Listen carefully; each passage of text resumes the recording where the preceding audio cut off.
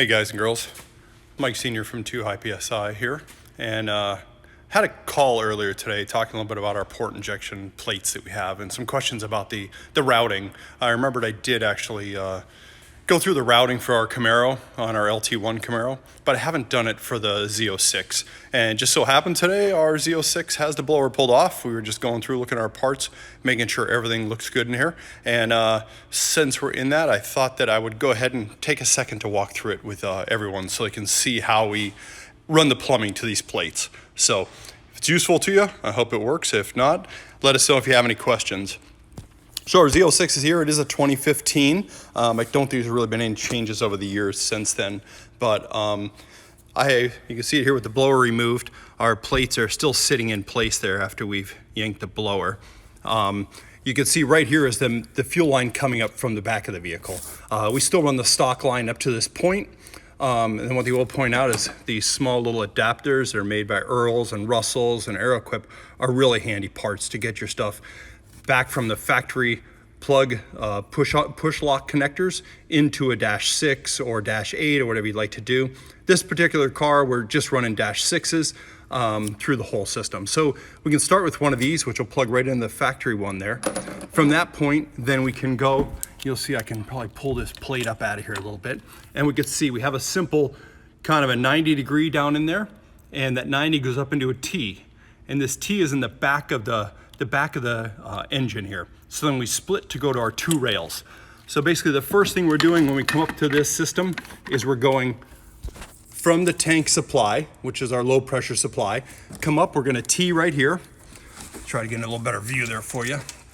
The T is right here. And then from that point, we go to the right rail and to the left rail. So they both feed across the back like that. It's kind of exactly the opposite of what we do in our Camaro, because the Camaro actually comes to the front and then tees towards the back. But then this rail comes up. Unfortunately, this one's deadheaded on the Z06 on our particular car here. And the only reason for that is you can see our breather fitting is directly in front of it. Now the breather still will push right on there. It still fits fine when the plate's in the right spot, but I can't get a connection here to tee the front as well. That would be my preference, and if you had a different valve cover, that might be the right way to go. I will point out that these are the LP plates, so these are our lowest profile plates that we have. In turn, also requiring a longer injector. We have to run the 60mm length injectors, the Decas on these. Currently, this car is running 60 pound/hour injectors, and it's fine. We're running about 19.5 pounds of boost with straight E85 on this. So we are not pushing any limits here from a standpoint of these injectors, and it works really well with this setup. So if we look at this other side, we see that we feed the back of the rails on both sides. The driver's side one is deadheaded here. The passenger side, we come all the way to the front, roll into a 90 right here, come down, right there's our flex fuel sensor. So the goal is generally to run the fuel through the rails first, then move into the flex fuel sensor.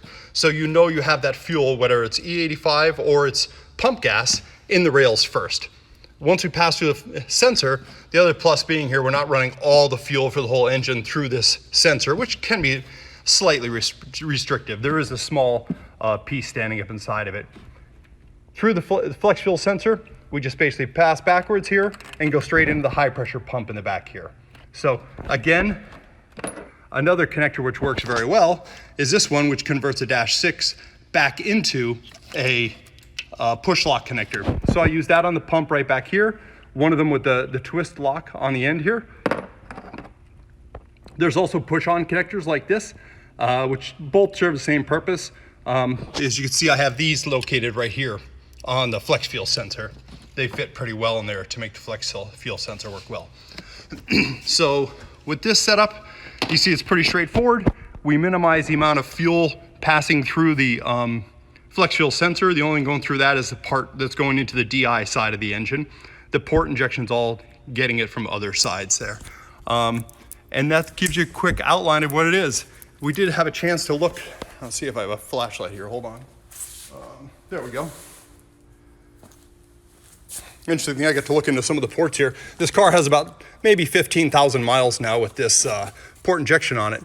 And the one thing that's nice is you can still see a little bit of buildup on the valve down in there, on the stem of it, but it's very small. You can see where the E85 does finally touch the walls in the port, even though you can see it's being sprayed in through the hole right up here, but yet it doesn't actually touch until it's about midway down the port that it gets there. And it does get the whole port the whole way around.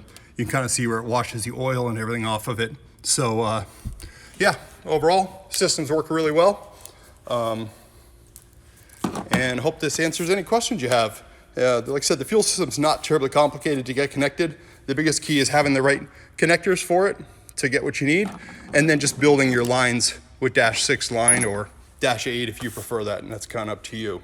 So if you have any questions, feel free to give us a comment on this video, and we'll see if we can't help you out. Anything you have questions with. Thanks so much. Talk to you again soon.